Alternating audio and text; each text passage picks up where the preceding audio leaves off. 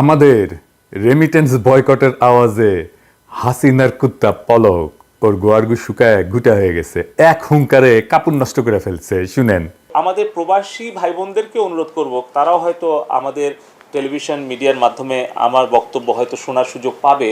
তারা রেমিটেন্সটা পাঠাবে, তাদের রেমিটেন্সটা অর্থ পাঠানোর যেন ব্যাংকে কোনো সমস্যা না হয়, তার জন্যই কিন্তু আমরা আমাদের ব্যাংকিং এবং যে কমার্শিয়াল যে এরিয়াগুলো আছে এগুলোকে প্রাধান্য দিচ্ছি। ফলে আমরা দিচ্ছি ধরেন ব্যাংক পাড়া, আমাদের কূটনৈতিক পাড়া, আমাদের বাণিজ্যিক এলাকা এবং মিডিয়া এলাকা। সো এই ধরনের কর্মকাণ্ড কিন্তু পরিকল্পিতভাবে করা হচ্ছে আমাদের প্রবাসী কর্মী ভাই বোনদের বিরুদ্ধে, ষড়যন্ত্র হচ্ছে। শুধু আওয়াজ দিছি তাতেই এই অবস্থা, তাইলে শুরু করলে কি হবে বুঝেন? শুরু করে দেন, পলক শেখ মুজিবকে ছাইরা আপনারা আব্বু ডাকবে। এবার আসেন আর্মির প্রসঙ্গ।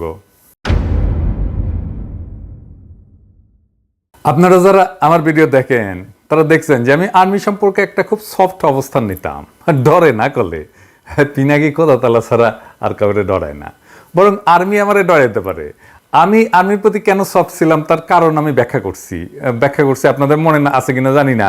এই যে এই ভিডিওতে ওই যে 12 ফিল্ড আর্টিলারির এক সৈনিক মালিক ভাইয়ের গল্প বলছিলাম। এর আগে আমি অনেককে দেখছি যে আমার ঘনিষ্ঠ প্রিয়জনদেরকেও আর্মি নিয়ে আমি কিছু কইলে কিছু লিখলে ফেসবুকে রাগ করতে দেখছি আমার সাথে।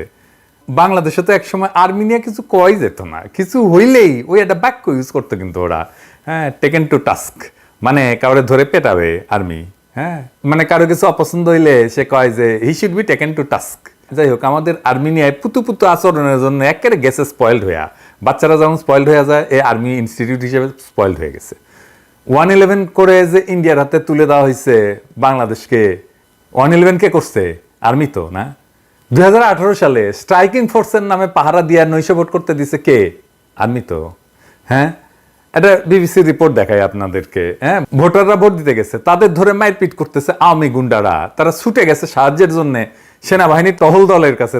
তারপরে তারা কি করে চম্পট দেয় দেখেন।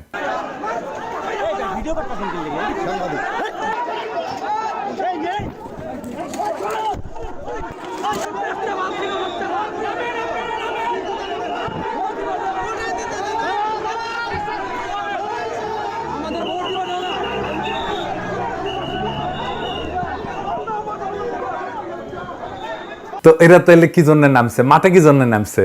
গাড়ির তেল কেন খরচ করছে? এই ট্রুপস নিয়ে কেন নামছে? ওই ঘটনা, ওইটা দেখার পরে এই সেনাবাহিনীর উপরে মানুষের রেসপেক্ট, ভালোবাসা সব গেছে, 50% চলে গেছে। আর এখন এইবার বাকিটা গেছে।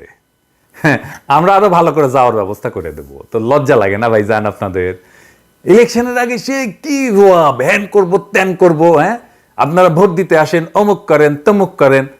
দেখেন পরিকল্পনার কথা করছে ইলেকশনের আগে। পরিকল্পনা কি? এ বলছেন পরিকল্পনা কি? 299টি আসনের জন্য আমরা বেসিক্যালি প্রিপারেশন নিচ্ছি। আমাদের কন্ট্রোল রুমে যেটা কাজ হবে, আপনারা এই যে ম্যাপ দেখতে পাচ্ছেন আসন ভিত্তিক প্রার্থীর পরিসংখ্যান, এই ম্যাপটাতে আছে হলো গিয়ে আমাদের কোন জায়গায় কতগুলো প্রার্থী আছে, স্বতন্ত্র প্রার্থী এবং অন্যান্য প্রার্থী যারা আছে।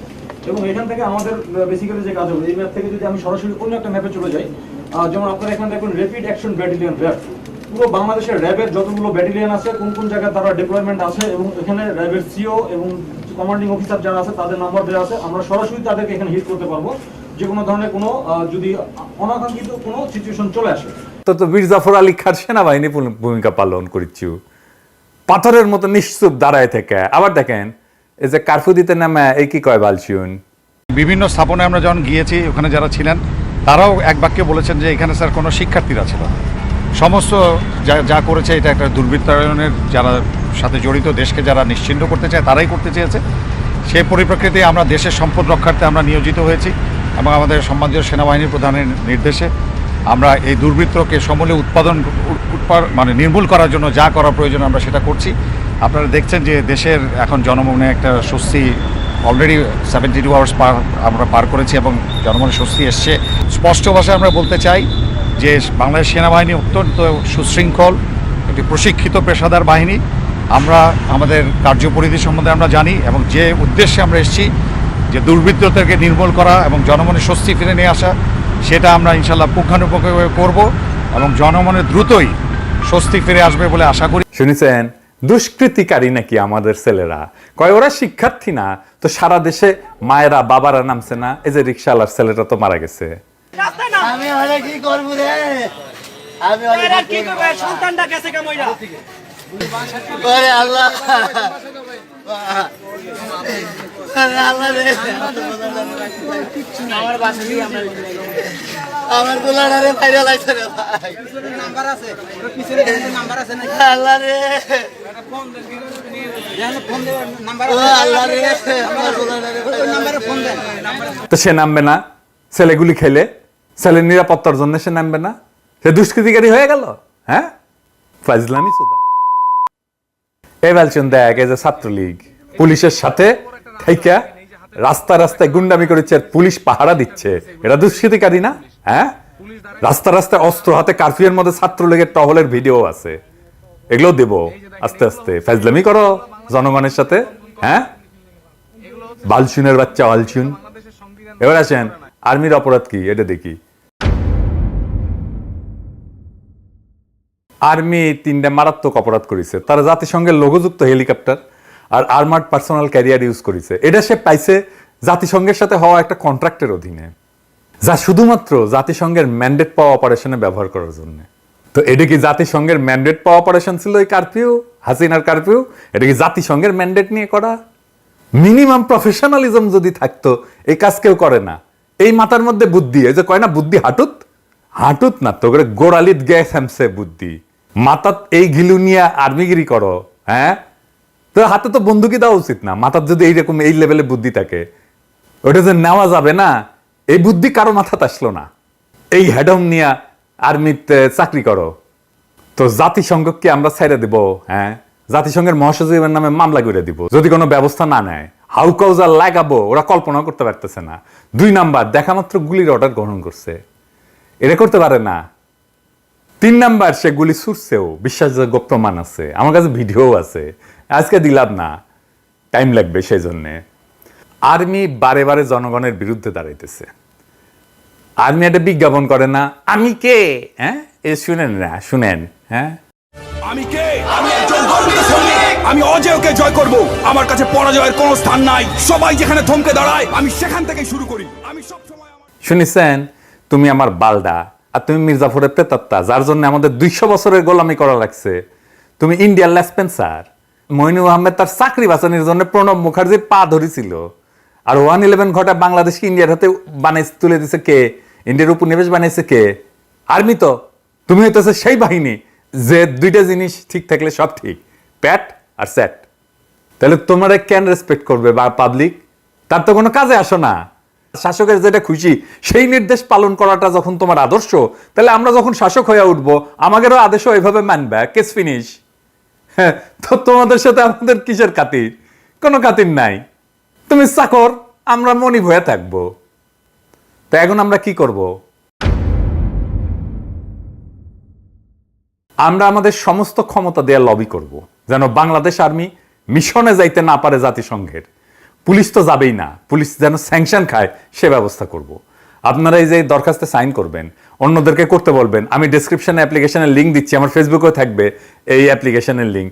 এইটা আমার কোনো উদ্যোগ না, এটা যারা নিছে তাদেরকে আমি ভালো করে চিনিও না। যাই হোক, কিন্তু আমি সমর্থন জানাই, এটা আমার কাছে আসছে, আমি এই সমর্থন জানাই। যত বেশি সিগনেচার জোগাড় করা যাবে তত এটার ওজন বাড়বে। আপনারা সবাই মিলে সিগনেচার করবেন, শুধু নিজে না, অন্য কেউ সিগনেচার করতে উদ্বুদ্ধ করবেন। আমরা এটা কোটি কোটি সিগনেচার নেব, তারপরে দেখি। এছাড়াও আরো কাজ আমরা শুরু করেছি, বিস্তারিত জানাচ্ছি না। হ্যাঁ, কিন্তু ওদের পেটে লাথি দেওয়ার ব্যবস্থা করা হবে, প্রমিজ। তো মিশন নিয়ে একটা ইন্টারেস্টিং বয়ান আছে কলে, কারা ছড়াইছে জানি না, কিন্তু বলা হয় যে বাংলাদেশ ছাড়া কোনো দেশ তো আর্মি দিতে চায় না জাতিসংঘের শান্তি মিশনে। তাই বাংলাদেশ থেকে আর্মি নিবে না, মানে জাতিসংঘ বরং তেলায় বাংলাদেশ আর্মিকে। দাও দাও আর্মি দাও, আমাদের আর্মি দাও, দাও ভাই দাও, ইনকে করে নাকি তেলায়। আমার কিন্তু অনেকেই কইছে। আজকেও আমার এক আমেরিকান বন্ধুর সাথে ফোনে এটা নিয়ে কথা হইতেছিল, তো সেও করছে যে আরে না না, কেউ তো আর্মি দিতে চায় না, শুধু বাংলাদেশই দেয়, আর 2-1টা ছোটখাটো দেশ দেয় আর কি। বাংলাদেশ আর্মি না দিলে জাতিসংঘ বিপদে পড়বে। হ্যাঁ, এটা একদম মিছা কথা। ইন্ডিয়ান পেঁয়াজ নিয়ে ছিল না একটা বয়ান, এমন ধারণা তৈরি করা হয়েছিল যে ইন্ডিয়ান পেঁয়াজ ছাড়া আমাদের রান্নাঘর বন্ধ হয়ে যাবে, আমাদের খাওয়া দাওয়া বন্ধ হয়ে যাবে। হ্যাঁ, আমরা হিসেব করে দেখাইছিলাম যে বাংলাদেশ পেঁয়াজের স্বয়ংসম্পূর্ণ, পেঁয়াজ আমদানির দরকার নাই। দেখেছেন তো পরে আসলেই আমাদের কথা ঠিক। শান্তি মিশনে অনেক দেশ সৈন্য পাঠায়, সবচেয়ে বেশি পাঠায় নেপাল, বাংলাদেশ তৃতীয় কন্ট্রিবিউটর, এটা ইউএনের নিজস্ব হিসাব। এছাড়া রুয়ান্ডা আছে, ইথিওপিয়া আছে, যারা বেশি পাঠায়, অনেক বেশি পাঠায়। কিছু বাংলাদেশের চেয়ে বেশি পাঠায়, কিছু বাংলাদেশের সমান পাঠায়। ইন্ডিয়া আছে, পাকিস্তান আছে, প্রায় বাংলাদেশের সমান পাঠায় সেনা। বাংলাদেশ থেকে যদি নাও নেয় সেনা, জাতিসংঘের কোনো অসুবিধা হবে না, বিন্দুমাত্র অসুবিধা হবে না। হিউম্যান রাইটস ভায়োলেটার, মানবাধিকার লঙ্ঘনকারী শান্তি মিশনে যাবে না, এটা সোজা চাপ। সে প্লেন অ্যান্ড সিম্পল। দুনিয়াতে আমাদের সাপোর্ট করার মতো রাজনৈতিক দল অনেক আছে, অনেকের সাথে আমাদের যোগাযোগ তৈরি হয়ে গেছে এর মধ্যেই। আগে শুধু তো হিউম্যান রাইটস অর্গানাইজেশনগুলোর সাথে ছিল, এখন মিডিয়ার সাথে সম্পর্ক দাঁড়িয়েছে। তারা জানে বাংলাদেশে কি গণহত্যা হয়েছে, আর এই গণহত্যার রক্ত বাংলাদেশের সেনাবাহিনীর হাতে লাইগা আছে। এই ক্যাম্পেইন চলবে সারা দুনিয়ায়। আর একটা কথা কয়ে দিই, প্রিয় সেনাবাহিনী, হ্যাঁ আপনাকে বাংলাদেশ মুক্ত করার জন্য যদি একটা মুক্তিবাহিনী গড়ে ওঠে, ফাইট কইরা তাদের বীরত্বের সঙ্গে টিকতে পারবেন না। হ্যাঁ, ওই কুকি চিনের সাথে পারেন না, আর এই উদ্দীপ্ত তারুণ্যের সাথে আপনি কেমনে পারবেন? খুব কাছে মায়ানমারের উদাহরণ কিন্তু আছে। হাসিনা যদি ক্ষমতায় টিকে থাকে, তাহলে বাংলাদেশ ওইদিকে যাবে, লিখে রাখতে পারেন। এইবার আসেন একটা ফেসবুক স্ট্যাটাস দিয়ে এপিসোড শেষ করি। আমি জানি না আমি পুরোটা ঠিক মতো পড়তে পারবো কিনা, কারণ এইটা এত মুভিং, এত এত ইমোশনাল। এটা আমি যতবার পড়তে গেছি পুরোটা আমি পড়তে পারিনি, তারপরেও আপনাদের সাথে আমি শেয়ার করি। এটা একটা বোন লিখছে তার ভাইকে নিয়ে। আসেন আমরা শুনি। ছবির ছেলেটা আমার ভাই, আমাদের দুই বোনের একমাত্র আদরের ভাই। আমরা ওকে কি পরিমাণ ভালোবাসি এটা হয়তো কখনো আর তাকে বলাই হবে না, সুযোগ করি। যেদিন প্রথম আম্মু তাকে আনে বাসায়, এসেই সে আমাদের দুই বোনের গায়ে সসম্মানে হিসু করে ভালোবাসার জানান দেয়। আমাদের ছোট্ট বাবুটাকে আমরা টুনা ডাকতাম, ভালোবাসার ডাক আর কি। ছোট্ট টুনা বড় হয়ে বড় টুনা হইল, কিন্তু টুনাই রয়ে গেল, আমাদের কাছে সৈকত হতে পারলো না। কি রাগ তার! আমাকে বন্ধুদের সামনে টুনা ডাকবে না তো সেবন্তী আপু। 11ই সেপ্টেম্বরে তার 20 বছর হওয়ার কথা ছিল। জন্মদিনের কয়েকদিন আগে থেকেই গান গাওয়া শুরু করত। সেবন্তী আপু, কি কেক বানাবা তুমি? কত হাসি খুশি ছিলাম আমরা, এখন বুকে খালি হাহাকার। কি যেন নাই, নাই তো নাই। আমাদের কলিজাকে গুলি করে মারা হয়েছে। আমার ফুলের মতো ভাইটাকে ঠান্ডা মাথায় টার্গেট করে মাথায় গুলি করা হয়েছে। বাবার কাছে ছেলের লাশের চেয়ে ভারী এই পৃথিবীতে কিছু আছে? বিচার কাকে দেব? আল্লাহর কাছে দিলাম। আমার আল্লাহ কখনো কারোর সাথে অবিচার করতে পারে না। হাসরের ময়দানে বিচার করবে আমার আল্লাহ। আমি জানি না আমরা আর কখনো মন খুলে হাসতে পারবো কিনা, ওর পছন্দের কিছু খাইতে পারবো কিনা, কখনো সত্যিকারের ভালো থাকবো কিনা, কিচ্ছু জানি না। শুধু জানি আমার ছোট্ট ভাইটা নির্দোষ। সে ছোট্ট একটা বাচ্চা ছেলে যে বীরের মতো বন্ধুকে বাঁচাতে গিয়েছিল। কারণ এটাই তার পারিবারিক শিক্ষা যে কাউকে বিপদে দেখলে সাহায্য করতে হয়। কখনো আর ভাইকে দেখতে পারবো না, জড়িয়ে ধরতে পারবো না, গালে কপালে জোর করে চুমু দিতে পারবো না, আর কখনো বলতে পারবো না টুনা কয়েল ধরায় দে, টুনা পানি দে। আমার ভাই শহীদ। শুক্রবার দিন দুপুর 3:37 আমার ভাইয়ের মাথায় গুলি করা হয়েছে। মুসলমানদের জন্য শুক্রবারের মৃত্যু হচ্ছে স্বপ্ন, আর তার উপরে মহররম মাস।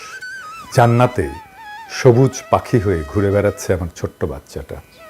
আমরাও অপেক্ষায় আছি কবে পাখির সাথে দেখা হবে আবার। বিশেষ দ্রষ্টব্য, সবাইকে জানাতে চাই আমার ভাই শহীদ, ও নিষ্পাপ। সবাইকে জানাতে চাই সে কখনো কারো ক্ষতি করেনি। মোহাম্মদপুর স্কুলের ছাত্র, কি নিষ্পাপ ছেলেটা। মেয়েটা একটা ভিডিও দিয়েছিল কয়েকদিন আগে, লিখেছিল বেরু করতে যাই। ছেলেটার শেষ ভিডিও। এমন হাজারো গল্প আসবে, আমরা জানি। আমাদের সন্তানদের যারা এইভাবে হত্যা করেছে তাদের ক্ষমা নাই, কেউ থাকুক আর না থাকুক। আমি একা ধারায় ওদের জান কালা কালা করে দেব, এটা দেশবাসীর কাছে আমার শপথ। শেখ হাসিনার এই বর্বর শাসনের অবসানের আগে আমরাও জিরাবো না। ইনকিলাব জিন্দাবাদ।